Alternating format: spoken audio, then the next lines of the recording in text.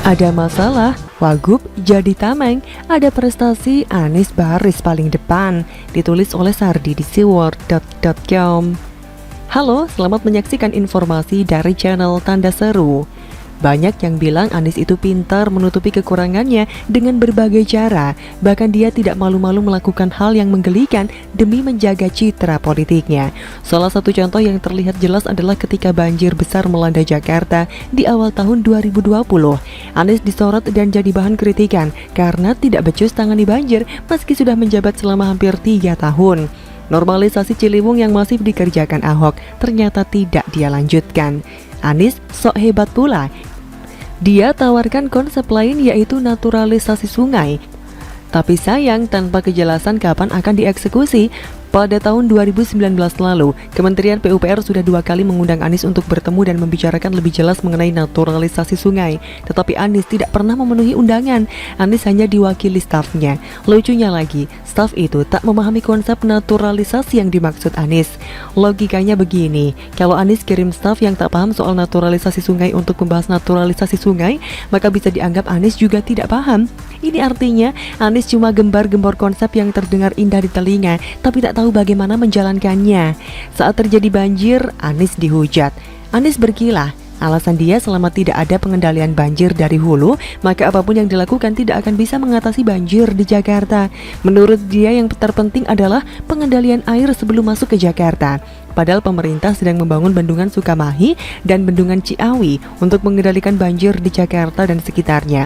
Pemerintah sedang lakukan tugasnya, bahkan pemerintah melalui Kementerian PUPR juga ikut dalam normalisasi Ciliwung melalui proyek Sodetan, tapi itu terhambat gara-gara Anies lamban mengerjakan bagiannya. Menteri Basuki Hadi Mulyono mengingatkan Anies agar cepat mempercepat pembebasan lahan. Dia mengatakan timnya tidak bisa turun untuk lakukan sosialisasi dengan masyarakat, makanya percepatan pembebasan lahan sangat bergantung kepada Pemprov DKI. Bayangkan saja, normalisasi Ciliwung yang panjangnya 33 km hanya dikerjakan 16 km itu pun kalau tidak salah dikerjakan oleh Ahok. Di tangan Anies nyaris tidak dikerjakan. Waktu itu Anies masih belum punya wakil gubernur sepeninggal Sandiaga Uno yang ikut pilpres. Makanya dia tidak punya bemper untuk menahan kritikan yang diarahkan kepadanya. Riza Patria baru dilantik pada April 2020. Coba kalian perhatikan, tiap kali ada masalah atau isu sensitif yang sifatnya butuh klarifikasi, maka dialah yang menjelaskan semuanya. Ibarat dia ini bukan wakil gubernur, tapi jubir gubernur yang tugasnya menahan gempuran kritikan dan Anies berdiri di belakangnya. Anies tidak punya nyali menghadapi tekanan. Tiap kali ditanya mengenai isu yang lagi hangat, dia lebih suka kabur. Kalaupun menjelaskan hanya ala kadarnya dan muter-muter tanpa ujung. Sekarang sudah punya Wagub, bisa lebih santai. Contoh lainnya adalah saat Anies angkat tangan dan menyerahkan penanganan COVID-19 ke pemerintah pusat dengan alasan kondisi saat itu bahwa fasilitas kesehatan di Jakarta terbebani dengan pasien di luar Jakarta. Memang pada akhirnya pemerintah pusat ambil alih, tapi Anies selalu tampil seolah itu adalah prestasinya. Dia pernah mengatakan kemenangan melawan pandemi sudah di depan mata karena angka positif terus menurun sebelum datangnya wabah varian Delta. Anies lupa itu berkat kerja siapa. Dia sendiri minta pemerintah pusat ambil alih. Dan yang lebih menggelikan adalah saat Anies dengan bangga memamerkan pencapaian vaksinasi yang mencapai 105% dari target. Padahal cepatnya vaksinasi di DKI itu berkat jasa banyak pihak. Salah satunya adalah Polda Metro Jaya yang menggelar vaksinasi merdeka. Kolaborasi TNI dan Polri mewujudkan vaksinasi massal. Banyak juga yayasan dan lembaga yang ikut serta agar percepatan vaksinasi bisa tercapai. Tapi Anies kembali jadi yang paling cepat langkahnya saat memamerkan prestasi DKI dalam hal angka percepatan vaksinasi. Jika disimpulkan, manuver Anies sangat mudah terbaca. 1. Anies penakut. Dia tidak suka dikonfrontasi dan ditanya-tanya perihal sesuatu yang bisa memojokkannya. Ini juga terlihat dari isu interpelasi. Ketika PSI dan PDIP resmi ajukan interpelasi, Anies mencium bahaya yang akan menimpa dirinya. Lalu diundanglah 7 fraksi partai lain, makan malam dan dihasilkan kesepakatan penolakan interpelasi. Anies benar-benar pengecut karena tidak mau jelaskan ini ke publik lewat interpelasi. Artinya, ada hal yang mau dia tutupi. 2. Banyak isu yang dijelaskan oleh Wagub DKI. Anies hanya berani sembunyi di belakang. Ini menegaskan poin pertama tadi, penakut. Sewaktu Anies masih sendiri ditinggal Sandiaga, dia masih pintar berkelit dengan penjelasan yang bikin bingung. 3. Kalau urusan hal yang positif, Anies akan berlari secepat kilat, berusaha menjadi yang pertama mengumumkannya. Ini terkait pembentukan persepsi. publik akan menganggap ini adalah jasa Anies, padahal Anies lah yang sering menyerobot hasil kerja pemerintah pusat terkait penanganan pandemi. Berdiri paling depan menerima penghargaan dan bersembunyi paling belakang, mendorong orang lain menerima hujatan adalah tipe pemimpin pengecut. Apakah Anies tidak malu akan hal ini? Sejak kapan pula dia malu? Bagaimana menurut Anda?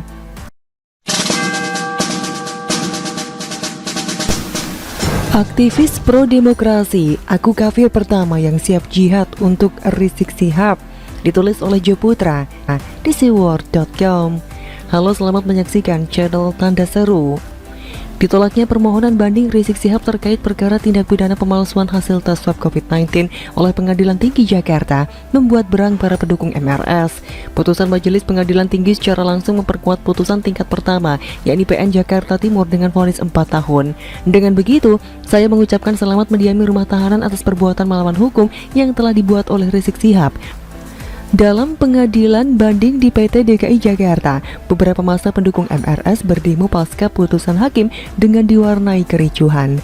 Seperti biasa, masa penyembah baliho yang tidak bisa berdemo dengan tertib dan damai melakukan tindakan anarkis terhadap kepolisian yang berjaga-jaga di sekitar lokasi pengadilan tinggi.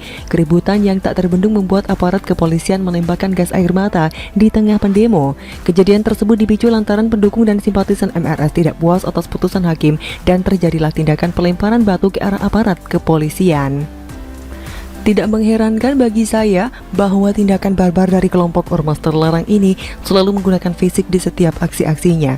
Mengaku akan adakan demo damai dengan doa dan zikir bersama, namun senjata tajam, batu, dan alat perang lainnya telah dipersiapkan lebih dahulu. Karena kecintaannya terhadap MRS, pendukung dan simpatisan tutup mata dan tutup telinga dengan segala perbuatan dan tindakan yang sering dilakukan seorang imam besar ormas terlarang ini. Pendukung dan simpatisan pun percaya bahwa MRS melakukan dakwah-dakwah yang keras karena sebagai cucu Nabi wajib membela seluruh umat muslim. Umat muslim yang mana? Sebagian besar umat muslim yang berakal sehat pasti kecewa dan marah lantaran dakwah yang disampaikan MRS selalu dihiasi dengan caci maki, kata-kata kotor, menghina, menghujat, dan ini tentunya bertolak belakang dengan ajaran Islam yang sesungguhnya. MRS tidak mencerminkan bahwa ia adalah seorang keturunan Nabi yang lebih mengagti umat kaum dia yang membela mati-matian MRS sebagai junjungan dan panutan. Ada seorang non-muslim yang juga membela MRS terkait ketidakadilan terhadap putusan hakim PT DKI Jakarta atas kasus yang menimpa ex-imam besar FPI. Aktivis pro-demokrasi atau Prodem Niko Silalahi mengungkapkan bahwa dirinya akan bersedia untuk berjihad apabila MRS menyerukan hal itu.